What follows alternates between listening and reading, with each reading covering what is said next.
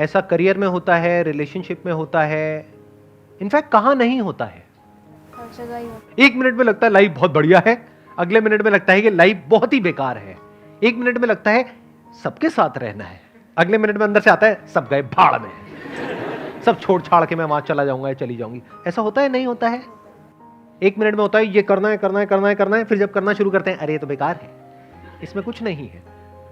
जैसे होता नहीं है, शॉपिंग कर रहे हो, ऑनलाइन देख रहे हो, ये चीज चाहिए चाहिए चाहिए चाहिए, जब आ गई तो उसकी तरफ कुत्ता भी नहीं देख रहा, आप तो बहुत दूर की बात है। भी कोई भी प्रॉब्लम हो अपने माइंड में उसको सॉल्व करने की कोशिश मत करना, एंटैंगल्ड हो जाओगे बुरे तरीके से। स्पेशली अगर प्रॉब्लम बड़ी है तो, छोटी मोटी है तो माइंड में ही करनी पड़ेगी। जैसे बाइक चला रहे हो, स्कूटर चला रहे हो, व्हाटएवर, और एकदम से कोई सामने से आया तो उस वक्त पेपर पेन लेकर के नहीं बैठ जाओगे, क्या करूं, तब तक तो हो जाएगा जो होना है, उस वक्त तो इमीडिएट एक्ट करना पड़ेगा। बट ये जो बड़े डिसीजंस हैं, शादी का डिसीजन, डिवोर्स का डिसीजन, करियर चूज करने का डिसीजन, करियर को छोड़ने का डिसीजन, ये बहुत बड़े डिसीजंस हैं, छोटे नहीं है। तो इन डिसीजंस को माइंड में कभी सॉल्व करने की कोशिश मत करना। तो कैसे करना है? पेपर पेन लेकर के माइंड मैपिंग करना सीखो ना। कितने लोग आप में से माइंड मैपिंग करते हैं? सच बोलना, झूठ मत बोलना। सिर्फ 4-5 लोग, इतने लोगों में से। तो माइंड मैपिंग करना सीखो। माइंड मैप से क्या होता है, लाइफ में सेंटर में कुछ आता है जो बहुत इंपॉर्टेंट होता है, उसके अकॉर्डिंग माइंड मैप बनता है। तो लाइफ में आपको क्लैरिटी आती है। बॉयफ्रेंड गर्लफ्रेंड में कंफ्यूजन हो या पति पत्नी में कंफ्यूजन हो तो दूसरी तरफ लिखो किसी का नाम।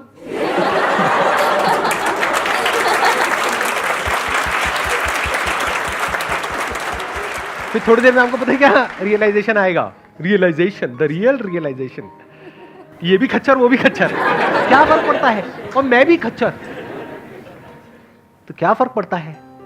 इस मंत्र को पकड़ना सीखो, लाइफ में बहुत काम आएगा। जहां पे आपको कुछ लॉन्ग टर्म तक सस्टेन करना है। शॉर्ट टर्म में मंत्र काम नहीं आएगा, वैसे शॉर्ट टर्म में भी आ जाएगा काफी केसेस में, बट लॉन्ग टर्म में मंत्र बहुत काम आता है कि क्या फर्क पड़ता है।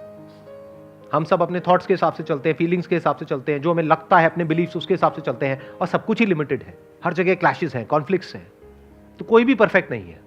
अगर कभी गलतफहमी होती है ना कि अगर मैंने सीए छोड़ दिया तो मैं ये करूंगी, तो वो लोग जो वो कर रहे हैं उनको जा करके देख लो, वो गलतफहमी दूर हो जाएगी। आप कहोगे यही बेटर है। लगता है ना कि उसकी पड़ोसी की लाइफ बढ़िया है, तो कहीं कोई छुपा हुआ कैमरा फिट कर दो उनके घर में, 2 दिन में आपकी गलतफहमी दूर हो जाएगी। लिविंग रूम में करना, बेडरूम में नहीं। सबको सब कुछ नहीं मिलता है। प्रवचन शुरू कर दूं मैं? भाग्य पे बहुत कुछ निर्भर करता है। ये मैंने बोला मजाक में, लेकिन मजाक नहीं है। अब आप कहोगे सर आप तो बोलते हो कि हमारा भाग्य हमारे हाथ में होता है, ये भी सच है। भाग्य हमारे हाथ में नहीं होता, ये भी सच है। अब आप कंफ्यूज हो जाओगे, आप कहोगे क्या मतलब, एक बात करो ना। अरे भाई साहब, लाइफ में ऐसा नहीं होता है जैसा आप सोचते हो। क्लियर कट आंसर नहीं होता है। एक स्टैंड पॉइंट से देखोगे तो आपका भाग्य आपके हाथ में नहीं है। जैसे आपने अपने माँ बाप को चूज किया, यस और नो? किसी ने किया तो नहीं है ना? नहीं, बड़े बड़े खुराफाती आ जाते हैं यहाँ पर, वो कुछ भी बोलने लग जाते हैं आकर के। सर मैंने ना अपनी शक्तियां इस्तेमाल करी जब मैं पेट में भी नहीं था, मैंने पेट को खुद चुना, मुझे इस पेट में जाना है अपने पिछले जन्म में, और मैं वहीं आया जहां मैं आना चाहता था। बहुत कुछ होता है जो हमारे हाथ में नहीं होता है। जैसे पेरेंट्स हमने चूज नहीं किए हैं, वो हमारा भाग्य है। अब अपने पेरेंट्स के बारे में जैसे आप सोच रहे हो, उसकी वजह से आपको अच्छा लग रहा है या बुरा लग रहा है, ये भी भाग्य है। तो एक है पेन और प्लेजर, एक है सुख और दुख। आपका जो सुख है और दुख है वो काफी हद तक आपकी थिंकिंग पर डिपेंड करता है। मैंने काफी हद तक इसलिए लगा दिया बीच में क्योंकि वहां पर भी एक्सेप्शंस हैं। अगर मैं ये कह दूंगा कि पूरी तरह से आप पर डिपेंड करता है तो ये बकवास है। आपका पति है, पत्नी है, वो बदतमीज है, उसको ये नहीं पता रिस्पेक्ट क्या होती है, तो आप सुखी कैसे रहोगे? तो पूरी तरह से आपके हाथ में कहां है? तो एक स्टैंड पॉइंट से देखा जाए तो भाग्य आपके हाथ में बिल्कुल भी नहीं है। आप यहां से बाहर जा रहे हो, कोई आया और आकर के एक्सीडेंट हो गया, आपकी कोई गलती नहीं है, इसको आप भाग्य बोल सकते हो जो आपके हाथ में नहीं है। जैसे कोई अमीर घर में पैदा हुआ बच्चा, कोई गरीब घर में पैदा हुआ, ये क्या है? भाग्य। Related to what? Pain and pleasure. जो अमीर घर में हुआ उसको हर तरह के प्लेजर्स मिलेंगे, और जो गरीब घर में पैदा हुआ उसके पास खाने के लिए भी कुछ नहीं है। वहां क्या है? पेन है, और प्लेजर कहां है? जो एक वेल ऑफ घर में पैदा हुआ है, वहां पे हर तरह का कंफर्ट है, सब कुछ है जो चाहिए, लेकिन उसके बाद भी वो जो बच्चा है जो गरीब घर में पैदा हुआ, उसकी थिंकिंग ऐसी है कि वो लाइफ में आगे बढ़ता चला जा रहा है, ग्रो करता चला जा रहा है, सीखता चला जा रहा है और अपना रास्ता खुद बना रहा है और अपनी जिंदगी से खुश है। दूसरी तरफ से वो जो अमीर घर में पैदा हुआ, वो अपने बाप का सारा पैसा उड़ा रहा है, बाहर से हंसता है लेकिन अंदर से बहुत ज्यादा परेशान है। किसकी वजह से है? खुद की वजह से। उसकी थिंकिंग की वजह से। दुख होता है थिंकिंग की वजह से, दर्द होता है बॉडी की वजह से और हमारे सराउंडिंग्स की वजह से, बीमारियों की वजह से। सुख दुख होता है थिंकिंग की वजह से। अभी आप सही सोचने लग जाओ, सुखी हो जाओगे, गलत सोचने लग जाओ, दुखी हो जाओगे। अभी सही और गलत क्या है? शादी करने से पहले सोच लो जितना सोचना है, एक बार कर ली तो मतलब अपने डिसीजन को बार बार बोलो, थोड़ा सा दिमाग लगाओ, सही सोच क्या है और गलत सोच क्या है।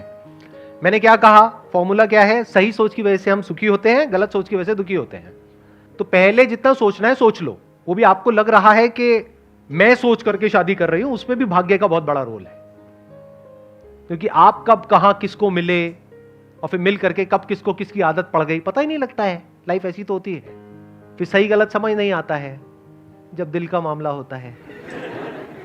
या फिर अरेंज मैरिज हुई तो वो तो पूरी तरह से ही भाग्य हो गया। शादी के बाद अगर सुखी रहना चाहते हो तो सही सोच क्या है और गलत सोच क्या है? अपने डिसीजन पे अटल रहो। मतलब नहीं, ऐसा नहीं है। अटल क्यों रहो? अगर सामने वाला जो पर्सन है वो महा, क्या कहूं, पापी, घोर पापी है, अत्याचारी है, दुराचारी है, उसकी असुरीय प्रवृत्ति है, और कोई इससे भयानक वर्ड, जल्लाद है। बट जल्लाद होने में क्या बुराई? वो तो बेचारा किसी के कहने पे किसी को फांसी दे रहा है। जल्लाद is not a negative word. हाँ, जल्लाद उस वे में नेगेटिव है कि भाई मारता है अपने मजे के लिए। आप मान लो ऐसा कुछ है तो उसके साथ रहना थोड़ी है, उसको पुलिस के हवाले करो और निकलो उस घर से, या उसको निकालो, सीधी बात है ना। बट मान लेते हैं मैंगो पीपल टाइप का कोई बंदा है, मतलब जैसे लोग यहां पर बैठे हुए हैं, ऐसे पता नहीं लगता किसी को देख करके कि ये सब जो मैंने कहा उसमें से कौन है जो यहां पर बैठा हुआ है।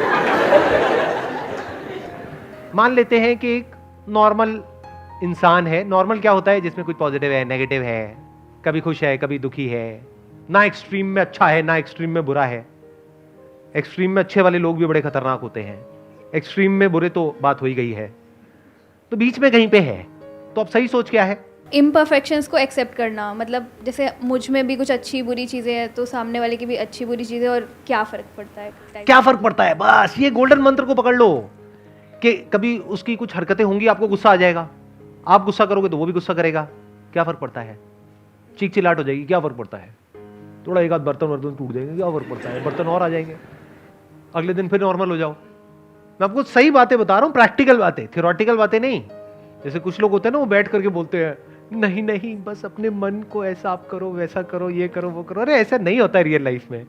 रियल लाइफ में बता रहा हूं क्या होता है। लड़ाई झगड़ा, ये वो, थोड़ा बहुत कहा सुनी, और जब बोलने पे आते हैं तो पता नहीं क्या क्या बोल जाते हैं।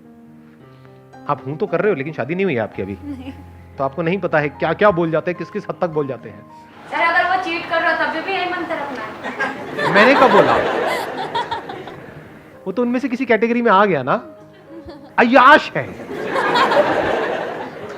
धोखेबाज है, बेवफा है।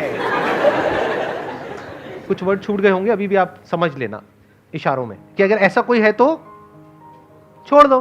बट अगर मैं कह रहा हूं ना बीच में कहीं पर है, नॉर्मल इंसान है, बेचारा है, आप बेचारी हो, ठीक है, क्या फर्क पड़ता है? तो ऐसे जब आप समझ लेते हो चीजों को और ऐसे सोचने लग जाते हो तो अब आप चिल हो जाते हो। चिल पता है ना क्या होता है? क्या होता है? एक ना तो एक्सट्रीम मतलब किसी भी इमोशन को एक्सट्रीमली नहीं लेना। अब फालतू के एक्सपेक्टेशंस ही नहीं है ना माइंड में। फालतू के एक्सपेक्टेशंस ही तो जड़ है सारी की सारी प्रॉब्लम की, कि मेरा पति ऐसा क्यों नहीं है, मेरी पत्नी ऐसी क्यों नहीं है, रोज सुबह उठ करके मेरे माँ बाप के पैर क्यों नहीं छूती है। अरे वो सुबह उठती ही नहीं है टाइम से।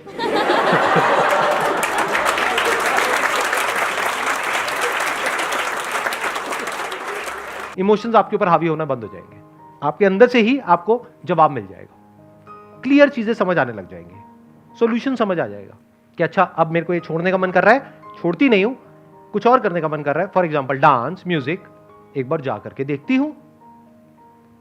जब जाओगे, गाओगे और सारे बाहर भाग जाएंगे कमरा छोड़ करके, तो फिर वापस ये पे आओगे। अब कितने परसेंट मिले मेरे को? 100%। 100%।